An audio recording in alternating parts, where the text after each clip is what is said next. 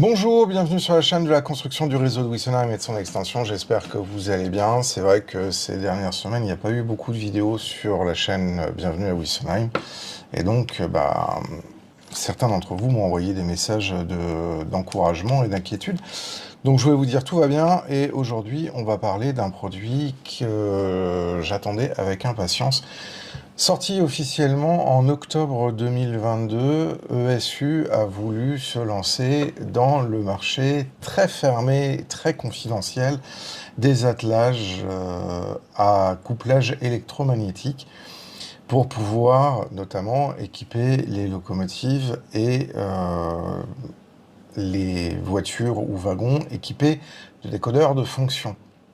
Alors, jusqu'à présent, dans ce segment, on avait une marque qui avait un petit peu l'hégémonie, qui s'appelle Kreuss. J'ai eu l'occasion de vous en parler plusieurs fois sur la chaîne et j'en ai mis en œuvre sur certains convois, qui sont donc des attelages munis, voilà, qui sont compatibles Goldorak et attelage Smart Clean pour cette version-là, qui sont munis d'un petit électroaimant qui est excité par le décodeur et qui permet de pouvoir soulever la languette pendant une fraction de seconde, ce qui est normalement programmé par le décodeur. Et là, depuis octobre 2022, ESU avait lancé une référence, la référence 41002, et cette offre est très concurrentielle par rapport à Zimo, puisque pas à Zimo, par rapport à Kreuss, puisque ça coûte 25 € l'unité, alors que l'offre de SU coûte 25 € pour deux. Et donc, effectivement, permet de pouvoir en équiper deux. Donc, on va regarder un petit peu les différences des deux. Je ne vais pas faire de montage dans cette vidéo sur ce produit. Mais la première des choses à dire, c'est qu'effectivement, là où Kreuss en propose un seul, eh ben, ESU en propose deux. Malheureusement, depuis le lancement, cette référence a été absolument introuvable, ce qui montre la difficulté peut-être de la mise en production de ce genre de petites choses. Il y a des avantages et des inconvénients, et on va voir tout de suite, en regardant de plus près les deux produits, ce qu'il en est réellement. Eh ben, je vous propose de regarder ça ensemble. Donc, je vous remontre le Kreuss. Donc on voit, il y a la petite languette, et on voit derrière l'électroaimant, et puis une longueur de fil assez conséquente. Et quand il y a du courant qui passe dans l'électroaimant, eh ben ça fait un champ magnétique qui provoque le soulèvement de cette languette. Niveau finition, allez, on va lui donner 7 sur 20. Maintenant, on va regarder donc la référence 41002 de chez ESU, qui est dans une petite boîte en plastique clipsé. On va essayer de l'ouvrir sans tout bousiller.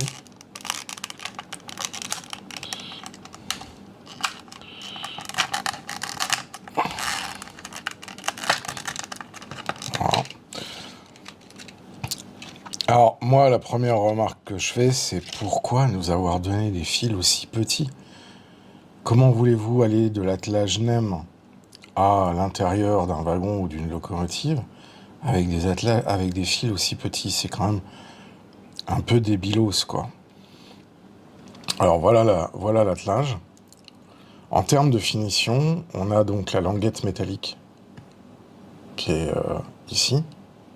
On voit le cylindre électroaimant, donc on est à peu près sur la même technologie que l'attelage de chez Kreuss. On a ici une mâchoire qui est compatible type Goldorak, Et puis deux fils qui sont quand même vachement ridiculement petits. C'est peut-être le seul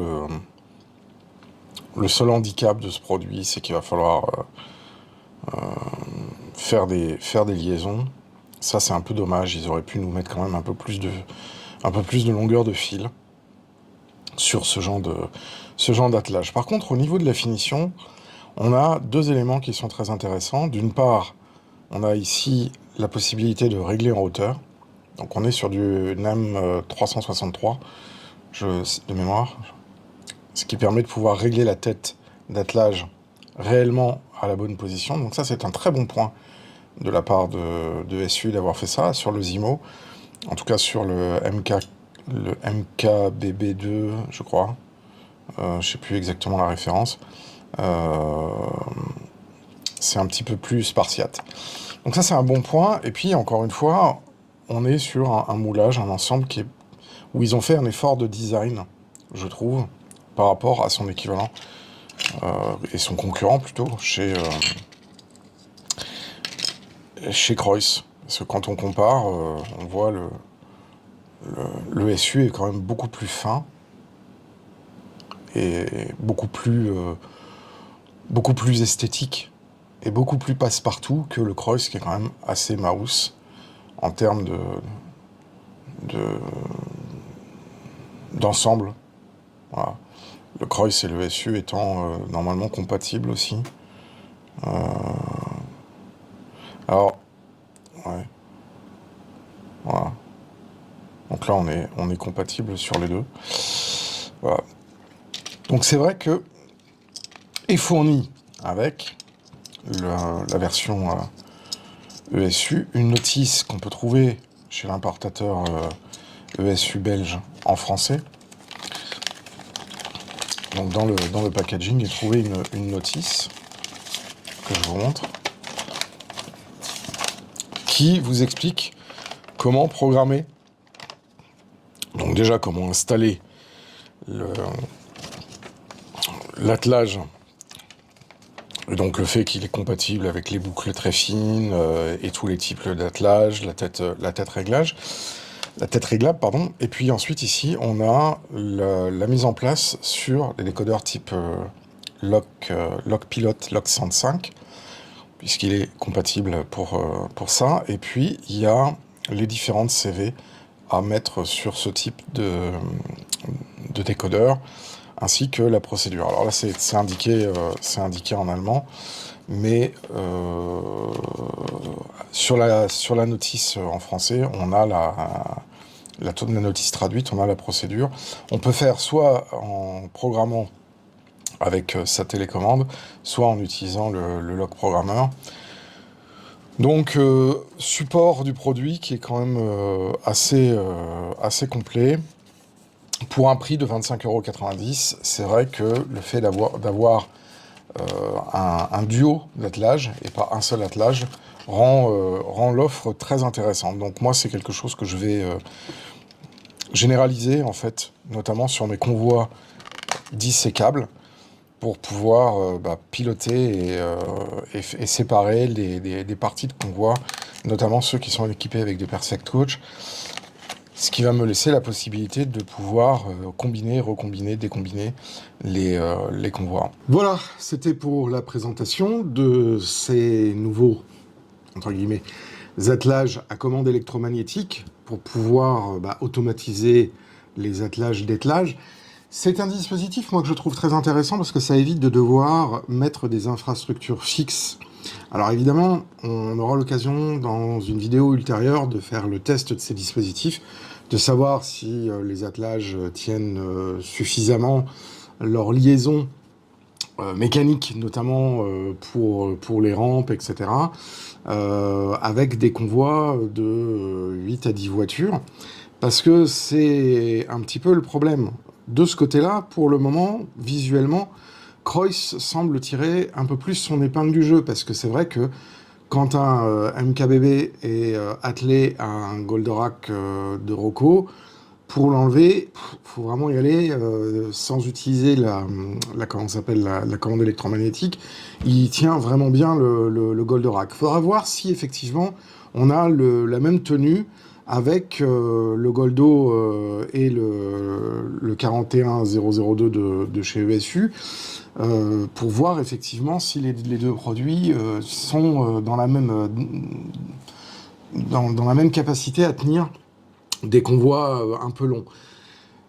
Comme vous avez pu le voir au moment où je vous ai montré la différence entre les deux, je déplore que les fils soient vraiment très courts sur la version de SU par rapport à ce que fournit Croix. C'est vraiment dommage. Par contre, en aspect finition, ESU est quand même plus flatteur et peut-être même un peu plus compact. Donc pour l'instant, mon cœur balance. Je sais que les Croix fonctionnent très correctement. On verra donc dans une prochaine vidéo ce qu'il en est des ESU. Moi, je vais les utiliser non pas comme attelage sur les locomotives, mais comme attelage de composition et de décomposition au sein de rames, ce qui va me permettre, par exemple, de dire j'ai un couplage qui est un ensemble commun, qui est accouplé à un autre couplage ou un triplage, et puis entre les deux, je peux les séparer dans les différents voies de garage et voies de manœuvre du réseau, ce qui permet de pouvoir, avec des locotracteurs, venir s'atteler et ramener ou déplacer ces couplages et ces triplages. Voilà.